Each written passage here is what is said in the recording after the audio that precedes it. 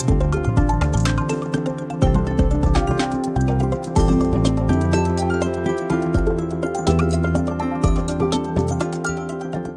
ုံးပဲမင်္ဂလာပါခင်ဗျာဒီကနေ့ပြောင်းဝဆွေးနွေးပြီးတော့မယ်နိုင်ငံတကာသတင်းကတော့ဒီပနာမတူမြောင်းနဲ့ပတ်သက်ပြီးတော့ဒီတရုတ်နဲ့အမေရိကန်ရဲ့ဒါအကျိုးစီးပွားအားပြိုင်မှုရှိတယ်ဒီအကြောင်းအရာတွေကိုဆက်ဆက်ပြီးတော့ပြောင်းဆွေးနွေးပြီးတော့တော့ဒီဒေါ်နယ်ထရမ့်ပေါ့အမေရိကန်သမ္မတဒါသူအနေနဲ့ဒီတကြော့ပြပြီးတော့ကြီးစင်ပါဒါသူအနေနဲ့ရေပန်းစားလာတဲ့အကြောင်းအရာဒီအကြောင်းအရာကဒီပနာမနိုင်ငံမှာရှိတယ်ဒါဒီတလန်လေးသမုဒ္ဒရာနဲ့ဒီတစ်ဖက်က Pacific သမုဒ္ဒရာဒီသမုဒ္ဒရာရဲ့20ကိုဒါရှိတ်ဆက်ဖောက်လုပ်ပေးထားတယ်ပနာမတူမြောင်းအကြောင်းအရာဒီအကြောင်းအရာကလက်ရှိမှာဆိုရင်ဒါစိတ်ဝင်စားဖို့အမြင့်ဆုံးဖြစ်အဲ့တော့ဒါဒီတစ်ဖက်ကတရုတ်နိုင်ငံရဲ့ဒါ BI စီမံကိန်း road initiative ဒီစီမံကိန်းမှာပဲဒါဒီပနာမတူမြောင်းကရှိနေပြီးတော့တရုတ်ရဲ့ဒါယင်းနှိမ့်နှံမှုတွေထိန်းချုပ်မှုတွေဒီအားလုံးကိုဒါဒီအမေရိကန်သမ္မတဒေါ်နယ်ထရမ့်ကဒါမြင်တွေ့နေပြီးတော့ဒါသူ့အနေနဲ့ပြန်ပြီးတော့အလုံးစုံပြန်လဲသိမ်းပိုက်ရှင်တယ်ဆိုပြီးတော့ဒါတနေ့ကပဲရာဇသက်ပေးလာတော့ဒါဒီဒေါ်နယ်ထရမ့်အနေနဲ့ဘာကြောင့်ဒီပနာမတူမြောင်းနဲ့ပတ်သက်ပြီးတော့ဒီလိုအကြောင်းအရာဒီလိုချက်တွေကိုလုံးဆောင်လာတော့ဒါနဲ့ဆက်ပြီးတော့ဒီပနာမတူမြောင်းရဲ့နောက်ခံသမိုင်းကြောင့်ကိုပြန်ပြီးတော့ဒါကျွန်တော်တို့တွားကြည့်အောင်တော့ဒါပနာမတူမြောင်းကို1882ခုနှစ်မှာပဲဒါပြင်သစ်နိုင်ငံကစတင်ဖောက်လုပ်ခဲ့တော့ဒီဖောက်လုပ်တဲ့အချိန်မှာပဲဒီအင်ဂျင်နီယာပိုင်းဆိုင်ရာဒီပညာအခက်အခဲတွေပြင်ဒီတစ်ဖက်ကဒါလူသမားတည်ဆိုးမှုတွေဒါများပြားလာဖြစ်တဲ့အတွက်လုပ်ငန်းကိုဒါခက်တာရဆိုင်ခဲ့ရတော့ဒါ1904ခုနှစ်မှာပဲဒါအမေရိကန်နိုင်ငံကပြင်သစ်နိုင်ငံစီကနေဒီတူးမြောင်းဖောက်လုပ်ခွင့်ကိုဒါပြန်လည်ရယူပြီးတော့ဒါသူတို့အနေနဲ့ဆက်လက်ပြီးတော့လှုပ်ဆောင်လာ1914ခုနှစ်မှာပဲဒါဒီတူးမြောင်းကဒါလုံးစုံပြီးဆုံးသွားပြီးတော့ဒါဒီ Pacific သမုဒ္ဒရာနဲ့ဒီ Atlantic သမုဒ္ဒရာကြားမှာပဲဒါတောင်အမေရိကတိုက်ပတ်စရာပြတော့ဒီတူးမြောင်းကိုချက်တန်းဖွင့်လှစ်ပေးခဲ့တာအဲ့တော့ဒါအမေရိကန်ပိုင်းနဲ့တူးမြောင်းချက်တော့ဒီတူးမြောင်းနဲ့ပတ်သက်ပြီး1989ခုနှစ်မှာပဲဒီအမေရိကန်သမ္မတဂျင်မီကာတာနဲ့ပြီးဒီတစ်ဖက်ကဒါနာမကိုချုပ်ကြီးဒါသူတို့နှစ်ယောက်ဒါသဘောတူစာချုပ်လေးရှုပ်ဆိုဒီသဘောတူစာချုပ်ထဲမှာအဓိကပါလာတာကဒီတူးမြောင်းနဲ့ပတ်သက်ပြီးတော့ဒါတူးမြောင်းနဲ့ဒါဒီလုံခြုံရေးဆိုင်ရာဒီရှက်တွေကိုဒါအမေရိကန်စစ်တပ်အနေနဲ့ဒါပါဝင်ပတ်သက်ခွင့်ရှိတယ်ဟောဒီအကြောင်းအရာကအဓိကဖြစ်တာဒါဒီနေ့ကဒါဒီဒေါ်နယ်ထရမ့်ဒါရာဇသံပေးလာတဲ့အချိန်ကဒီတူးမြောင်းနဲ့ပတ်သက်ပြီးဒါသူ့အနေနဲ့အဲ့ဒီ1989ခုနှစ်ကရှုပ်ခဲ့တဲ့စာချုပ်ပေါ်မှာအခြေခံပြီးတော့ဒါသူလှုပ်ဆောင်လာတာဖြစ်တစ်ဆက်တည်းမှာပဲဒီတော်ရီဂျိုကာတာပေါ့ဒီစာချုပ်ကဒါဒီရေချောင်းသွားလာခွင့်နေပြီးဒီနိုင်ငံအားလုံးရဲ့တင်မောတွေဖြတ်သန်းသွားလာခဲ့ဒီအရာအားလုံးပါဒီတစ်ချက်အဓိကတစ်ချက်ကဘာလဲဆိုတော့ဒီတူးမြောင်းနဲ့ပတ်သက်ပြီးတော့ဒါကာကွယ်စောင့်ရှောက်ဖို့လုံခြုံရေးအရာအမေရိကန်စစ်တပ်ကဒါပါဝင်ပတ်သက်ခွင့်ရှိဒီချက်ကအဓိကဖြစ်ပြီးတော့ဒီချက်နဲ့ပဲပြန်ပြီးတော့ဒါကထိန်းချုပ်ထားတာပေါ့အမေရိကန်နိုင်ငံနဲ့ဒါ1999ခုနှစ်1904ခုနှစ်နဲ့ဆိုရင်ဒါနှစ်တရာနီးပါးအမေရိကန်နိုင်ငံအနေနဲ့ပေါ့ဒီပနာမတူမြောင်းနဲ့ပတ်သက်ပြီးတော့ဒါသူတို့ကျိုးစီးပွားတွေလားမြက်တွေအများကြီးရရှိခဲ့သူတို့ဒါကုန်ကျစရိတ်ထပ်ပို့ပြီးတော့ဒါသူတို့ရရှိခဲ့ဒါဒီ1999ခုနှစ်မှာပဲဒါပနာမတူမြောင်းကိုပနာမဆိုရဒါလွှဲပြောင်းပေးရခဲ့တာအဲ့ဒီအချိန်ကစပြီးဒါယနေ့အထိဒါပနာမနိုင်ငံဆိုရအနေနဲ့ဒီတူမြောင်းနဲ့ပတ်သက်ပြီးတော့ဒါဒီထိန်းချုပ်ခွင့်တွေပေါ့တူမြောင်းပေါ်မှာရှိတဲ့ကျိုးစီးပွား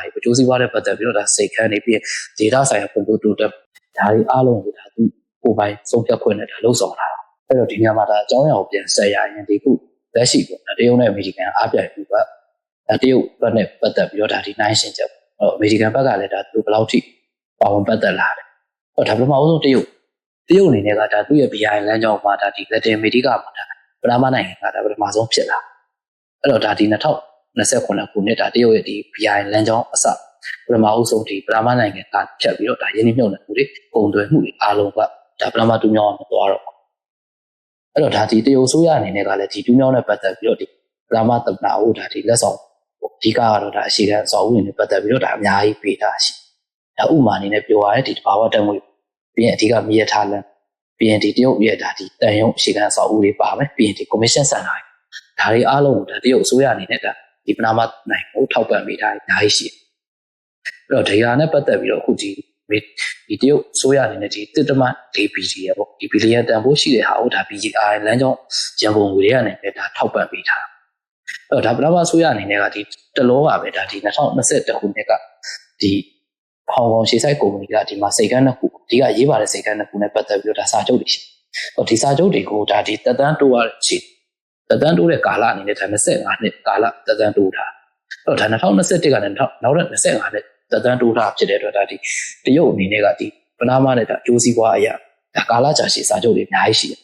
တော့ဒါပထမဆိုရအနေနဲ့ကအခုဒီအမေရိကန်ရဲ့ PR တွေဘလောက်ပဲရှိဒါတရုတ်နဲ့ဒီကျိုးစီးပွားအရာဒါသူ့အနေနဲ့ကင်းလွတ်ခွင့်မရှိသေးဘူးအဲ့တော့ဒီချက်တွေကြားထဲမှာပဲဒါအမေရိကန်တရုတ်အားပြိုင်မှုကြားမှာဒါပထမဆိုရနဲ့ဘလောက်ထိဈာညက်လာနိုင်လဲအဲ့တော့ဒါတစ်ဖက်ကလည်းဒါဒီတရုတ်ရဲ့ဒါ$80နိုင်တဲ့ဒါကျိုးစီးပွားရင်းနှီးမြှုပ်နှံမှုပြီးအမေရိကန်ရဲ့ဒါအမေရိကန်အနေနဲ့ပေါ့ဒါစီးရအထီကိုဒါပါဝင်ပတ်သက်လာတယ်ဆိုတော့ဒါသူတို့နှစ်ဦးရဲ့ထိတဲ့တွေ့ဆုံမှုကဒါထိုင်ဝမ်ရေးပြီးရင်ဒါပထမဆုံးပြင်းထန်လာဒါကိုမြင်တွေ့နေရတယ်တော့ဒီပလာမာတူမြောင်းနဲ့ပတ်သက်ပြီးတော့ဒီခုအမေရိကန်နဲ့တရုတ်ထိတဲ့တွေ့ဆုံဒီတွေ့ဆုံမှုကဒါဒီထိုင်ဝမ်ရေးပြီးဆိုရင်ဒါပြည့်အကျိန်ဆက်လက်ပြင်းထန်လာနိုင်တဲ့အခြေအနေကိုဒါမြင်တွေ့နေတာတော့ဒီတစ်ဖက်ကအမေရိကန်သမ္မတဒေါ်နယ်ထရမ့်ဒါသူ့အနေနဲ့ကရိုးရှင်းတယ်ဒါသူကဒီခုလက်ရှိဒါပလာမာတူမြောင်းနဲ့ပတ်သက်ပြီးတော့ဒါပလာမာတူမြောင်းမှာဒီကလောက်ကိုင်နေတဲ့ဒါဟောင်ကောင်ရှေ့ဆိုင်ကိုဒီကုမ္ပဏီတွေရဲ့အဓိကဒါစိတ်ကမ်းကြီးနှစ်ခုဒီစိတ်ကမ်းနှစ်ခုရဲ့ဒါယင်းနှိမ့်မြုပ်နှံမှုတွေအားလုံးကိုဒါသူအမေရိကန်ရဲ့ယင်းနှိမ့်မြုပ်နှံမှုကိုဒါဘရက်ကော်ထောင်ဦးဒါတောင်းချဖို့ဘောတူညီချက်တွေတောင်းတော့ဒီဘောတူညီချက်တွေကိုလည်းဒါပလာမာဆိုရအနေနဲ့လက်ခံထားပြီးနောက်ထပ်ပြီးတော့ဒါတက်ဆင့်တက်ပြီးတော့ဒါသူတို့လှုပ်ဆောင်လာတဲ့အရှိဒီရှင်တွေကဒါပါလဲဆိုတော့ဒီပလာမာတူမြောင်းဟိုဘာဒါဒီပလာမာဆိုရအနေနဲ့ဒါတရုတ်နဲ့ပတ်သက်ပြီးတော့ဒါယင်းနှိမ့်မြုပ်နှံမှုတွေကိုဒါပိတ်ပင်ပြီးတော့ဒါလက်ရှိကိုဒါတရုတ်နဲ့ဆက်ဆံရေးကိုတန်ခင်းသမားငယ်တွေအားလုံးဒီရှင်တွေအားလုံးကိုရက်တန့်ပြစ်ဖို့အထီကိုဒါဒီအမေရိကန်သမ္မတဒေါ်နယ်ထရမ့်ကပြောလာဒီချက်တွေကိုဒါထပ်ပြီးတော့လှုပ်ဆောင်လာမယ်ဆိုရင်ဒါသူတို့နေတဲ့စီးရထိတ်တိုက်တွေ့ဆုံလာတယ်ဆိုတော့လည်းဒါပနာမဆိုရထက်ကိုပြောကြားထားရှိပါတယ်အဲ့တော့အခုဒီလက်တော်ပေါ်ဒါရေပန်းစားနဲ့ဒီပနာမတူမြောင်းကြီးကဒါပြန်နှိမ့်ရှုပ်သွားရင်ဒါကုန်သွယ်ကမ္ဘာရေချောင်းစီးပွားရေးရဒါကရှုပ်ပွိုင်းနေရပါအဲ့တော့ဒါကမ္ဘာကုန်သွယ်ရေးအသက်သွေးကြောလည်းဖြစ်တယ်နိုင်ငံသားအားလုံးကလည်းဒါစိတ်ဝင်စားအဲ့တော့အခုဒီလက်ရှိမှာဒါအမေရိကန်တရုတ်ကဒါ trade war ဖြစ်နေတာဖြစ်တဲ့အတွက်ဒီ data ကိုဒါတရုတ်အနေနဲ့ကလည်းဒါသူ BI စီမံကိန်းအတွက်ဒါအရေးကြီးတဲ့ data ဖြစ်တာမဟာစီးပွားရေးရမဟာဗျူဟာကြကြပါဝင်ပတ်သက်ဒါတစ်ဖက်ကအမေရိကန်ကလည်းဒါသူ့ရဲ့အိမ်နောက်ဘေးဖြစ်တဲ့ဒီပလာမာတူမြောင်းဒါတရုတ်ရဲ့ဒါအကျိုးစီးပွားရင်းနှီးမြှုပ်နှံမှုတွေကိုဒါသူဒီပတ်တလန်းကနေဒါဆက်ထွင်မှုတွေကိုဒါဟန်တာလှုပ်ဆောင်နေတာတော့ဒါဒီကုန်းသွဲစစ်ပွဲဖြစ်လာပြီဆိုရင်တော့ဒါတရုတ်အမေရိကန် trade war ဖြစ်လာဆိုရင်ဒီအဓိကအဆက်ရှာကြတဲ့ဒီလိုရှုပ်ပွိုင်းနေရတယ်ဒီနေရာတွေကိုဒါသိမ့်ပိုက်နိုင်တဲ့နိုင်ငံကပဲဒါအဓိကအခရာကြလာမယ်အဲ့တော့ဒီနိုင်ငံတွေကပဲဒီစစ်ပွဲရဲ့အဖြစ်တစ်ခုဒါမှမဟုတ်ဒါထွက်ပေါက်တစ်ခုဖြစ်လာနိုင်တာဖြစ်တဲ့အတွက်ဒါဒီပနာမတူမြောင်းလို့ပေါ့ဒါပနာမနိုင်ငံပေါ့ဒီလိုပြည်ဝင်နိုင်ငံရေးအရေးပါတဲ့ဒီဟာဒေတာတွေကိုဒါဒီနိုင်ငံတိုင်းအားလုံးကဒါမျက်စိကြအထူးတစ်ဖြစ်ဒါအခုဒီဒေါ်နယ်ထရမ့်ကဒါစီးပွားရေးရသူ့အနေနဲ့ဒါမဟာဗျူဟာကြကြမြင်ရှိအောင်အဲ့တော့ဒီအတွက်နဲ့ပဲဒါတရုတ်ကိုအဓိကဒါတရုတ်ရဲ့ဒီလက်တင်အမေရိကရဲ့အရှေ့ဆက်လာမှုကမ္ဘာရဲ့ဒါ BI လမ်းကြောင်းဒါတွေအားလုံးကိုကြုံမြင်ပြီးတော့ဒါသူ့အနေနဲ့လိုက်လံဟန်တာပိတ်ဆို့လို့ဆောင်ဖြစ်တယ်လို့ဘိုးလူအနေနဲ့တွေ့နေရတယ်ဒီပနာမတူမြောင်းကြီးရဲ့ဒါဒီအခြေခံကြတဲ့အင်အားကြီးနှစ်နိုင်ငံအကျိုးစီးပွားအားပြိုင်မှုရဲ့ဒါနောက်ဆုံးပေါ့ဒါအခြေခံပေါ့ဒါရှုံပုံသုံးသက်ချက်300ရတယ်ပေါ့ဒီခုလက်ရှိဖြစ်နေတယ်ဒီတရုတ်အနေနဲ့ဒါသူ့ရဲ့ဒါပြန်လည်ထွက်ပေါက်တွေအားလုံးကိုဒါအမေရိကန်ကလိုက်လံပိတ်ဆို့တာအာရှပစိဖိတ်ဒေသမှာဒီတရုတ်ရဲ့ဒါပြန်လည်ထွက်ပေါက်အားလုံးပါဝင်ပေါ့ဒါအမေရိကန်ရဲ့ဒီခုအနီးကဒါပနာမတူမြောင်းရဲ့မဟာဗျူဟာကျ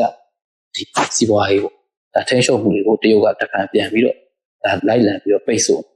တော့ဒါသူတို့နှစ်ဦးကြားဒါပြန်လည်ပိတ်ဆို့မှုပြန်လည်ဒါဒီထိတ်တိုက်တွေ့ဆုံမှုဖြစ်နေတာတော့ဒီဖြစ်နေတဲ့ဒီရေးခင်းနေကြတယ်မှာဒီပနာမတူမြောင်းအရှင်တွေကဒါလက်တလုံးစိတ်ဝင်စားမှုအမြင့်ဆုံးဖြစ်လာတယ်ပြီးရင်ဒါဒီအမေရိကန်တရုတ်ဒါအဓိကထိတ်တိုက်တွေ့ဆုံမှုကဒါပထမချိန်ကဖြစ်ခဲ့တဲ့ဒါထိုင်ဝမ်ရေးခင်းပြီးရင်ဒါဒုတိယအကြိမ်နောက်ဒါဆက်လက်ဖြစ်လာနေလို့ဒါတော့ဒီနဲ့သုံးသက်ကြလိုက်အားလုံးကိုကျေးဇူးတင်